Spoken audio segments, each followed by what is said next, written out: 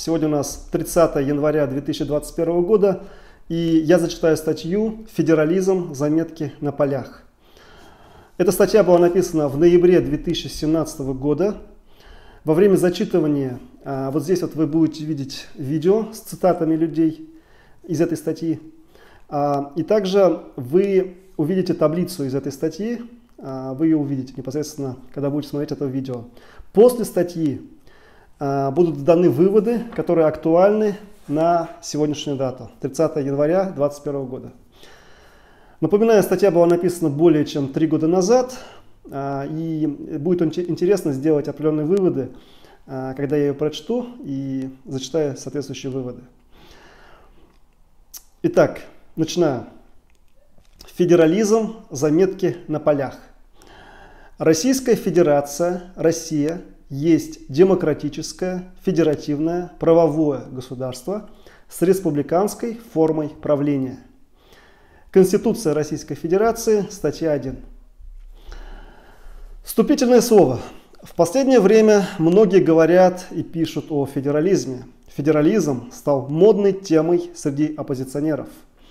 Про федерализм все время твердит Навальный. В поддержку федерализма высказался Ходорковский. Покойный ныне Немцов говорил на эту тему так.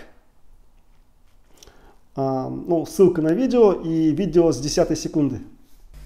А сам он уничтожил федерализм.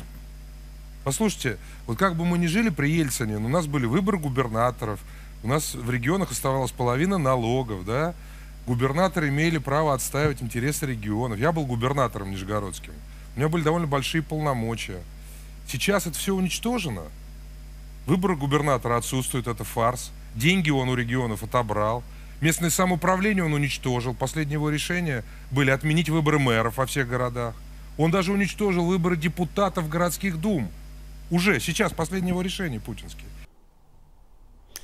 Быков и предложения. Недавно посмотрел интервью Анатолия Быкова, где он, среди прочего, говорит, что около 2/3 налогов Красноярского края уходит в так называемый федеральный центр. Вот конкретно фраза на видео с 12 минуты 30 секунды. Если мы не вернемся, не пересмотрим бюджет, ничего у нас в крае не будет. Пока мы будем платить 2/3. А в Москву дань, именно дань, это дань. Мы как колония здесь. Да. Мы не пересмотрим в обратную, чтобы 2/3 оставить на сегодняшний день на территории, хотя бы на 10 лет, чтобы ее восстановить. Ничего у нас не будет. В связи с этим у меня простое предложение по развитию федерализма в России. Суть данного предложения простая. На законодательном уровне закрепить, что любой регион, входящий в Российскую Федерацию, не должен пересылать более X% собранных за соответствующий период всех налогов и сборов в так называемый федеральный центр. Понятно, что налоги и сборы разные, их доля и динамика отличаются не только от региона к региону, но и от периода к периоду. Здесь речь идет именно о совокупной величине налогов и сборов, собранных на территории конкретного субъекта Российской Федерации за конкретный период. В соответствии с моим предложением, регион не должен перечислять в федеральный центр более чем X% всех собранных налогов и сборов за период. И эти X% величина динамическая.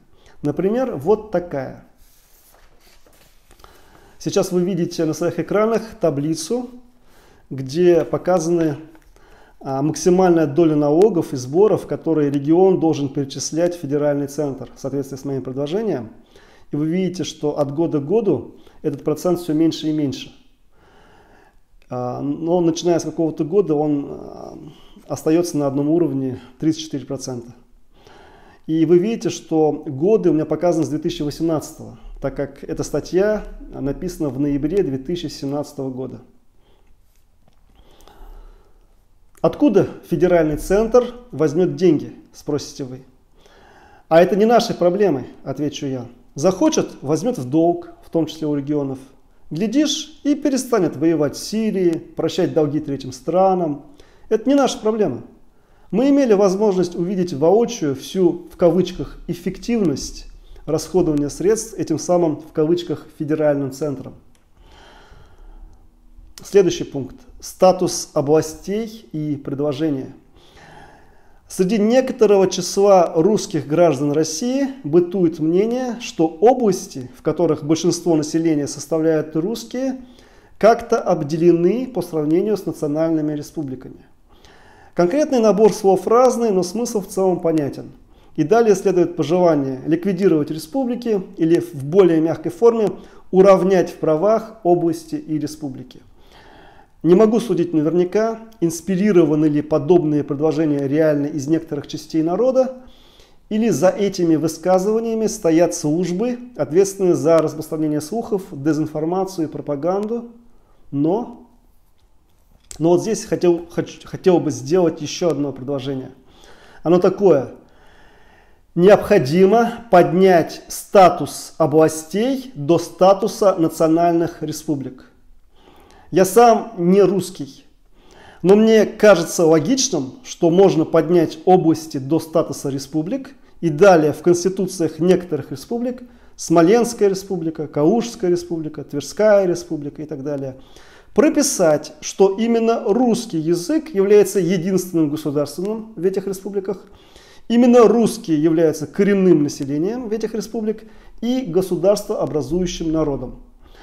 Если это поможет кому-то из россиян, а именно русским, обрести субъектность, то я буду только рад. Тем более это шаг в направлении развития федерализма. Таким образом, русский национализм может быть и на стороне федерализации. Упоминать о том, что вообще-то интересы российского государства и особенно ее власти частенько противоречат русским национальным интересам, думаю, излишне. Каждый русский должен понимать, что его родина начинается с его дома, улицы, города, области, а не с мифических духовных скреп и не с домика для уточки в озере в городе Плес. Именно тот город и та область, где живет русский, это его родина. И чем больше денег из налогов его область и его город будут оставлять себе, тем лучше будет качество его русского жизни. Следующий пункт статьи – это российская нация как этническая общность. В ноябре 2016 года в «Новой газете» была опубликована статья. Ссылка на статью вы видите. Суть которой сводится к следующему. В понедельник на заседании Совета при президенте РФ по межнациональным отношениям в Астрахани Владимир Путин поддержал идею создать закон о российской нации. В кавычках. Собиратель русских земель решил, что нет никаких русских, татар, украинцев, башкир, чувашей, мордвы, марийцев, удмуртов, чеченцев и других. Есть нация россиянцы. Или лучше россияне. На эту тему много высказывались в интернете русские националисты, а я просто хочу заметить. Нации в результате какого-либо закона и указа не появляются. Нации могут исчезать в результате указа или распоряжения. Например, в результате указов Сталина о депортации. И соответствующего геноцида. Но вот чтобы они появлялись по чему-либо приказу, русский будет считать, чтобы они появлялись по чему-либо приказу, это, это с иронией сказано, да? То есть нужно понимать, что с иронией сказано. Русский будет считать себя русским, частью русской нации. Никакой закон не заставит его считать себя не частью русской нации, а частью российской нации. Чуваш будет считать себя чувашем, частью чувашской нации. Никакой закон не заставит его считать себя не частью чувашской нации, а частью российской нации. Россиянин – это указание гражданства, а не национальность. Не русский я, но россиянин, писал дед зятя Сечина, и я с Мустафой Каримом полностью согласен. Тоже с иронией сказано. То есть не русский я, но россиянин. Это у нас про гражданство, а не про национальность, когда мы говорим россиянин. Мотивы собирателя русских земель в кавычках понятны. Он боится сепаратизма, неподконтрольности, желает как спрут везде иметь свои щупальца. Также он имеет соответствующий образ человека, который хорошо в кавычках мочит в сортире. В связи с этим для него желательно, чтобы его подданные, первое, считали своей родиной исключительно всю Россию, не выделяли свою область, город, республику, край. Свой родной город и область подданные Путина должны считать малой родиной, в кавычках. А настоящая родина – это Россия. И интересы России и ее элиты важнее всего, даже если они во вред интересам твоего родного города, области, республики, края. Второе. Путину желательно, чтобы подданные его перемешались, забыли свои родные языки, позабыли о своих корнях, историю своих предков и территории, на которой они живут, и стали однородной, унифицированной серой массой, которой легко управлять. Этот процесс называется ассимиляция. Чингис Айтматов людей, не противостоящих ассимиляции, называл манкуртами. В целях развития федерализма необходимо наоборот. Первое. Понять и осознать, что твоя родина – это твой город, это где ты родился и вырос, твоя многострадальная республика, твоя область, твой край. Для меня родина – Башкортостан, для чуваша из Чебоксар – Чувашия, для жителя Тверской области – Тверская область, для коренного москвича – родина Москва. Россия – это в лучшем случае большая родина. А основная настоящая родина – это конкретно тот город и та деревня, где ты родился и вырос. Второе. Не поддаваться ассимиляции. Справедливости ради надо отметить, что, там приводится ссылка, разрабатываемый в настоящее время закон о единстве российской нации и управлении межэтническими отношениями будет переименован из-за, в кавычках, неготовности общества воспринять идею единой нации. Напоминаю, это статья 2017 года, сейчас все немножко по-другому. Следующий пункт данной статьи. Белковский и взрыв. В интервью «Эху Москвы» в Уфе Белковский сказал следующее. На видео со 2 минуты 30 секунды. Татарстан и Башкортостан – это именно тот самый тихий омут, с которого начнется взрыв России. Ясно, что если республики, которые наделены определенной субъектностью, самостийностью, сознанием, собственно, особого положения в составе России, что, собственно, было доказано их еще началом 90-х годов, подвергают систематическому унижению и попытке унификации их в сравнении с другими регионами, конечно, что-то взорвется. Здесь я не стал бы особенно много комментировать высказывание Белковского. Хотел бы обратить внимание на некоторые моменты. Первое. Если взрыв, в кавычках, начнется с Татарстана и Башкортостана, то федеральный центр, в кавычках, будет иметь возможность мобилизовать большую часть населения, объявив татар и башкир сепаратистами. С помощью дезинформации и пропаганды настроить одних людей против других по этническому признаку. Пример этого хорошо известен из новейшей истории. Врагами объявлялись вначале чеченцы, затем грузины, далее украинцы. Постоянный враг – это бездуховный, загнивающий Запад, в кавычках, естественно, в котором элита хранит наворованные у россиян деньги и на территории которых живут и учатся дети этой самой элиты, в кавычках. Второй пункт. Если взрыв, в кавычках, начнется с какой-либо области, не национальной республики, а именно с области, и далее к этой области присоединится другая область, а потом к этому движению за федерализм присоединятся Татарстан и Башкортостан, как тяжелая артиллерия, то картина будет уже совсем другой. Кремль не сможет внушить большинству населения, что какие-либо нации являются сепаратистами, не сможет настроить людей друг против друга по этническому признаку. 4 восставших региона, 2 области и Татарстан и Башкортостан, которые объявили, что они привержены Конституции Российской Федерации, за целостность Российской Федерации и за одновременное соблюдение прав регионов, включая право на распоряжение значительной частью налогов и сборов, собранных в регионах, это уже победа федерализма. если поддержать идею федерализма, в этих регионах выйдет на улицы много людей, и к ним приедет какой-либо лидер оппозиции, то победа федерализма будет относительно бескровной.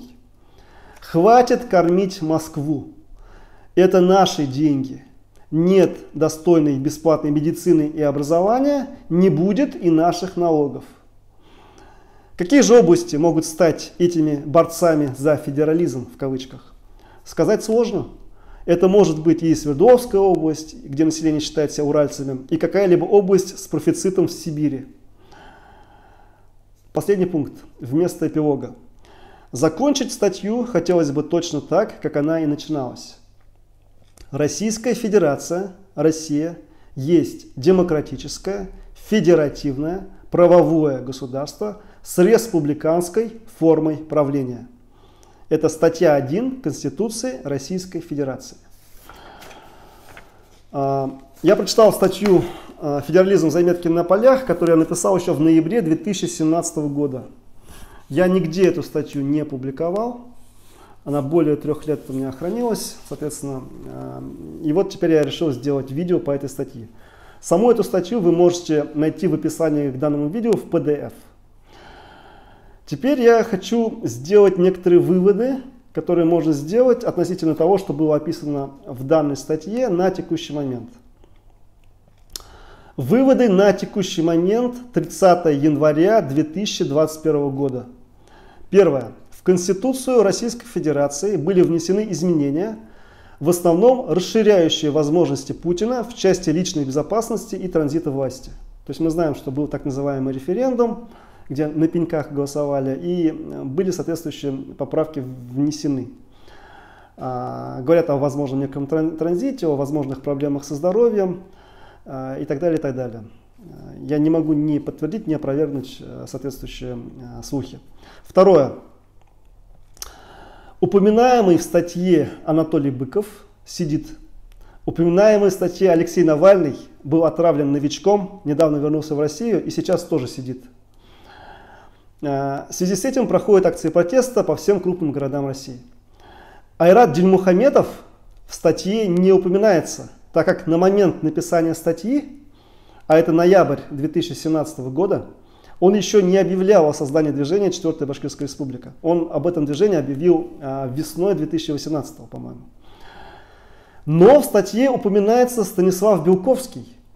И, кстати, Дильмухаметов был посажен через короткий период времени после общения с Белковским, когда Белковский приезжал в Уфу. После этого не значит по причине этого. Но в любом случае это очень такой любопытный факт. Третье. Так называемая российская нация, в кавычках, продолжает лоббироваться и продвигаться властью.